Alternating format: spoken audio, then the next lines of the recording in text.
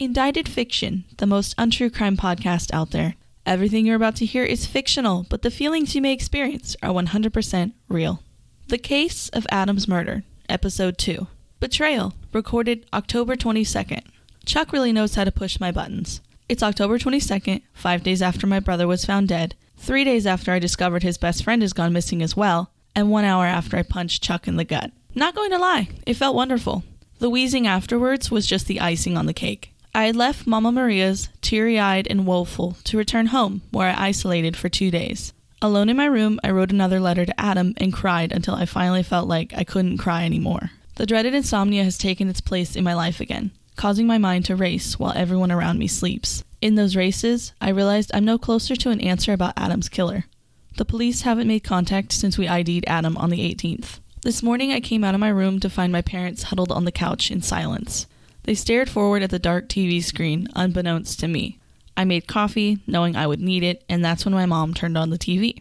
We watched the local news, catching the tail end of an interview with a local artist, the weather, and this morning's traffic. A reporter came on screen after a commercial break. She stood at an intersection only 3 blocks away from our apartment building, smiling.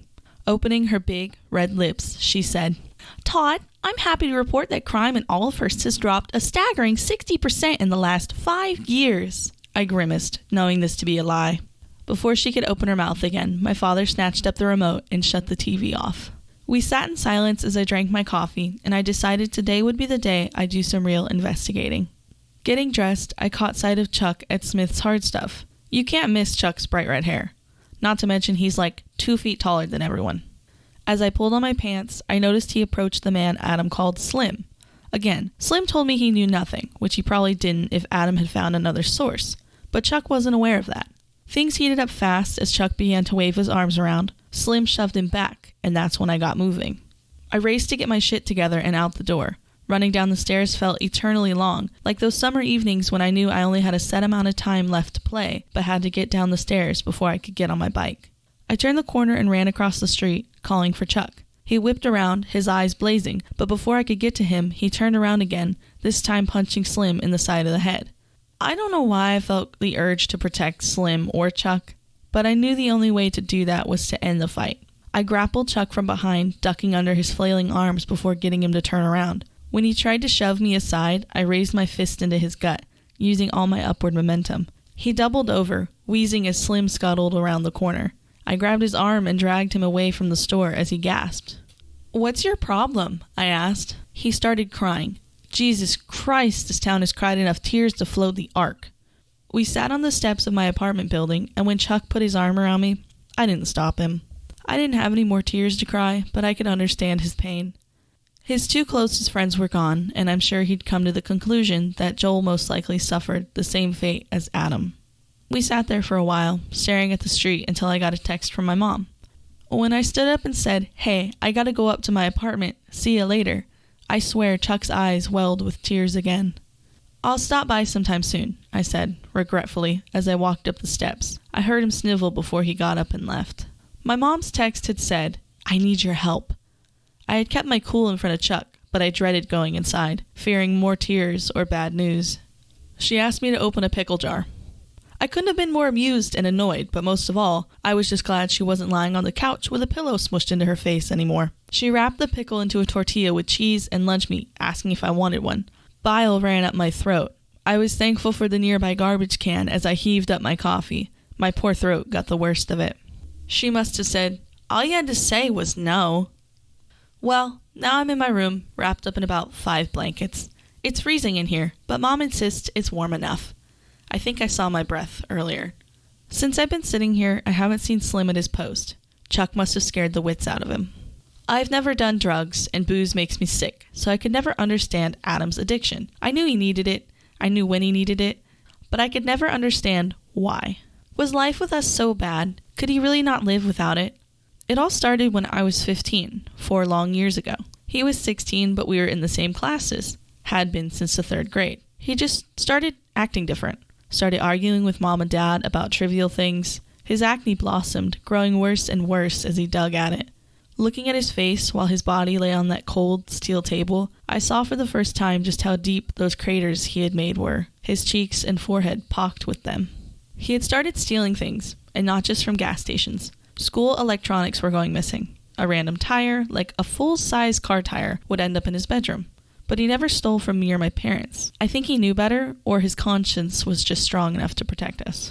One time he even showed up with a random car. I suppose I can say this now that he's gone. I don't think the police have any jurisdiction over dead people. So, he shows up with this car while I was out riding my bike home from school. He almost clips me with it as I turn on our street, and as I go to throw my tin lunchbox. Yes, I was the only 16-year-old that still carried a tin lunchbox, but that's beside the point. I noticed it was Adam. He parked up front, got out, and leaned against it like it was a classic. The paint was peeling from the hood, and I could see the torn headliner hanging down over the back seat, but he was proud. "Where'd you get that?" I asked, through the brightest green braces anyone in Oliver's had seen. "Mind your beeswax, Gale." I hated when he did his cowboy voice. That car didn't last long. Mom saw it and flipped her lid. A day later, the charred remains of it were found at a beach not too far from where Adam's body was discovered. That's when I knew it was still... I'm back. That was Joel. He just showed up here. I'm happy to report that he's not dead, but he's also not the same. He insisted on taking me to Geraldo's, a little Mexican joint down the road. We sat at one of the picnic tables under the restaurant's awning after he found parking in the gravel lot beside the small shack. The drive over was quiet, which is odd for Joel. He's generally very talkative, especially when he's using, which would be about as long as Adam was. I noticed the acne along his jawline is clearing up, and I've got to wonder if maybe he's trying to get clean. While waiting for the food, I thought it best to finally ask where he disappeared to, and if he knew about Adam. In a mess of words, he didn't entirely explain where he had been, but rather ended with a question. "Life here isn't going anywhere, is it?" My eyes dropped to his shoes, which were off to the side of the bench he was sitting on. The white undersides were heavily stained green, like he had been trudging through grass for days. "Have you seen Mama?" I asked, looking into his dark eyes. The bags under them seemed heavier than usual.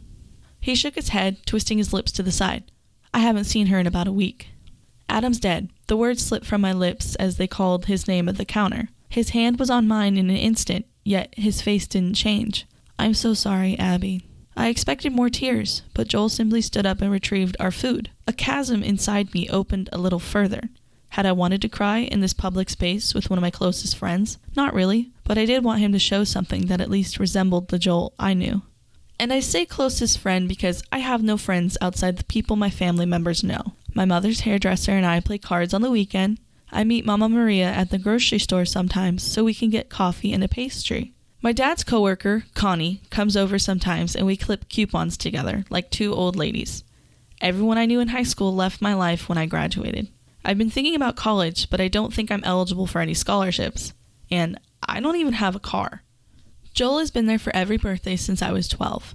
I have spent countless nights bundled up next to him and my brother watching horror movies. We may not know a lot about each other, but he's just been part of my life so long that it doesn't really matter. He's family. Adam is my family. I was the only one who knew his darker side, but maybe that means we were extra close. I've always felt so distant from him, but maybe those cold, awkward moments were something meaningful, a side Adam couldn't show to others. Zombies, gore, mean teenagers, a talking bacteria. Find all that and more in my first novel, Eaten, available in ebook and paperback on Amazon. Joel is acting weird, and I need to know why. He sat down, handing me my foil-wrapped burrito, the one that now sits heavy in my gut. I had lost my appetite breaking the news to him, but didn't want to seem off. Can't have him suspicious of me, right? He ate his nachos like he hadn't seen food in a year, then stared at me as I nibbled on my burrito. It was awkward to say the least, but then he spoke up. Adam and I were fighting the night he disappeared. Chills had blossomed on my arms and legs. Would he really admit guilt right here at Geraldo's, around all these people? Was Joel capable of murdering his best friend? I think he read the thoughts I was having as if my face was a billboard because he explained himself quickly. Turns out Adam was getting his fix from a new source, something Slim had already told me. His product wasn't doing the job and Adam wasn't having it, so he started going down a few streets to a man named Ricardo. Joel's words were, "I told him not to go see him. I told him he was bad business, but he told me to fuck off and left." I asked if that was it, and he said that was the last time he had seen Adam. I didn't believe him. Still don't. I knew that Adam had found a new source, but I don't think that was the last time Joel saw him. Just as I was finishing up my burrito, a car drove by and honked. Joel smiled and waved as they continued down the street. I didn't recognize the car, so I asked who it was. He snapped me a dirty look. "Don't you ever mind your business, Abby?" I was taken aback. Instead of sticking around for Joel's mood swings, I got up, threw away the rest of the burrito, and walked toward my place, which was only about 2 miles back. He didn't follow, and I was glad. That is, until he caught me at the stairs to my apartment. In my head too deep, I was thinking how much Adam's life was hidden from my parents and I, and how much Joel knew about my brother that I wasn't even aware of, when Joel's hand clamped down on my arm. I yanked it away, clutching the stairs railing tight and making the first step. He asked me to come to his place so he could talk to me in private. I told him no, but he grabbed my waist and hoisted me away from the stairs. He set me down before I made a decision between punching him or letting him take me. Clasping his fingers through mine, he led me to his car. The interior was disgusting as usual, filled to the brim with fast food garbage and the smell of BO. I wondered if Chuck would be there, somewhat hoping he would be. I'd never been fully alone with Joel before. He drove like he stole the car, taking off before I even had my seatbelt on, and when he slammed the brakes, a pistol slid out between my feet. It wasn't my first time seeing a gun, obviously, but it was still shocking to say the least. I had seen Joel with an arsenal of weapons, but he couldn't hide them better than that. I lightly pushed it back into place with the heel of my sneaker, and before I knew it, we were back at his place. Chuck wasn't there, and I thought better than to inquire about him. Joel knows I despise Chuck. Always have. Always will. I really don't understand how people live in such filth. Is it a guy thing? Is that it? And he didn't even try to conceal his addiction. I knew the bong on the table was Chuck's. He's always been a stoner. But the bags and bags of pills everywhere had to be Joel's. The glass coffee table, the one with rings from countless drinks that has always driven me mad, had a few piles of powder on it. I just don't understand the need, and I hope I never will. Joel had that look in his eyes as he sat on the couch, like he was lost, tired, and dazed. I sat in the recliner across from him and averted my eyes as he snorted a line. It was a loud, obnoxious sound that I loathed. He sighed and said, "Why are you so pretty?" My heart thudded in my chest. No one had called me pretty since the incident with Vinny. Freshman year, I had come over to Mama Maria's looking for Adam. He had skipped out on school that day, and I was coming over to tell him he owed me for covering his ass again. The new kid was over with Adam and Joel, playing some nasty video game. Vinny from the East Coast. He asked who the hot chick was when I walked into the room, and that's when Adam gave him a beating that inevitably sent him back to the East Coast. It was no skin off my back. I didn't like the barbarians my brother kept in company. Ever since then, no one has complimented me in front of Adam. Now I guess Adam isn't here to protect me. I laughed it off and asked if he was going to tell me why he brought me over. He told me to slow down, to take a second to breathe. The convo went swimmingly. "You ever just relax, Abby?" I shook my head. "You ever just sit there and let your mind go blank?" I shook my head again, looking around the room rather than into his wild eyes. I'd never seen so many pills in one place before. I don't know how he's going to snort all of those. Maybe he's having a party? Anyway, he said, "You ever been high?" I rolled my eyes. "No, Joel. I'm trying to get out of this hellhole." I didn't want to admit that I'm actually terrified of any substance. I won't even take the pills my doctor prescribed me for my eczema. I think the years of watching Adam struggle with his lows broke any curiosity I may have had. He seemed mad, like I insulted him. Like I said before, Adam was a very dark person when we were alone, but he wanted me to do good. Years prior, I had walked in on him pulling out his pipe. He kept it hidden in a compartment he had cut into his backpack. It amazed me the things he would do to keep his addiction a secret, yet the entire town knew him as a drug-addicted adolescent. He ran up on me, shut the door, and grabbed my shoulders. I had looked deep into his dark eyes, and he had that lost, longing look. That was back before his cheeks had sunk into his face, before the violent picking had given him craters, before all the color had drained from his skin. Pipe in hand, he pulled me close, our noses touching, and said, "Don't ever do this shit. No matter who offers you it, no matter what it is, don't do it." There Joel sat across from me, twiddling a pill between his fingers. I'm sketching what it looked like right now, just so that maybe I can start keeping track of what's going on. Joel looked at me and said, "Abby, I think you'd like this. It's like the best sugar high times 100. I sat there dumbfounded. It was as if he were trying to convince a child to take it. "Is this what Adam was taking?" He hesitated, looking down at the pill. "Just try it, Abby." I got up. "I don't have time for this shit," I said, almost running for the door. "No matter who offers you it, no matter what it is." Adam was always there to protect me. I heard Joel get up as I undid the secondary bolt lock. I didn't even realize he had locked up the place when we got there. His footsteps came after me fast, and as I reached for the deadbolt, the lock swiveled and the door opened inward. I fell into Joel just as Chuck pushed his way into the house. "Oh, hey guys." He said it so stupidly, with a gleeful innocence to the situation. Joel was taken aback, gasping from behind me as I slithered out the door. Chuck called after me, but I ran through the parking lot, only slowing to catch my breath when I was a block from home. I need a car. I need a gun. Adam was there every time I was out with his friends. Adam was there every time I went to the grocery store, every time I went clothes shopping, every time I needed him. And now he's gone. I have to protect myself now. His room is starting to get that musty smell. Maybe if I could find his cologne in this shithole, I could spray his bed and it would seem like he's here. I don't think Mom is ever going to clean his room. She just keeps the door open and the bedside lamp on like he's going to come home from Joel's tonight. She stepped out to see the neighbor and Dad is asleep on the couch. I think I have enough time. It's not in his backpack, under his bed, or in his underwear drawer. I regret that last one. I'll try the closet, but I haven't got a lot of time. Shit, he still has a card I gave him in 3rd grade. It was just propped up in his closet. It's a heart, and it says, "We're brother and sister." That really describes us, I guess. I can't imagine why he would keep something like that. Oh, yes. Adam had one treasured pistol, and it's in my hands now. Do you think he'd want me to have it? Oh, there's some ammo in the shoebox it was in. Nice. What's that? Shit, Mom's back. Okay, I got it back in my room, unsuspected.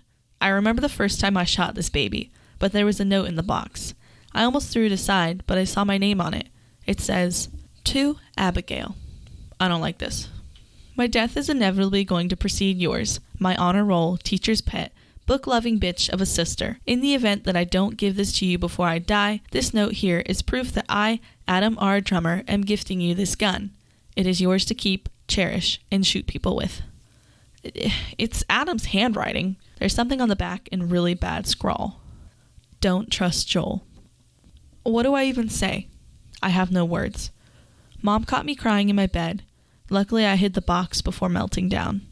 After I cried on her shoulder for a solid 30 minutes, she gave me the news. Adam's funeral is tomorrow. Thanks for listening. Be sure to tune in next Friday for Adam's Murder, Episode 3, The Funeral. If you'd like to read the transcribed audio diary of Abigail Drummer, go to my website, authorilianapoe.com/blog. Each episode is posted on my blog under Indicted Fiction. Don't forget, Adam's Murder will be published as a paperback and ebook October 7th, 2022, when the finale of Indicted Fiction Season 1 airs. Pre-order begins on August 19th, 2022, so be sure to subscribe to my website, authorilianapoe.com. Thanks for listening.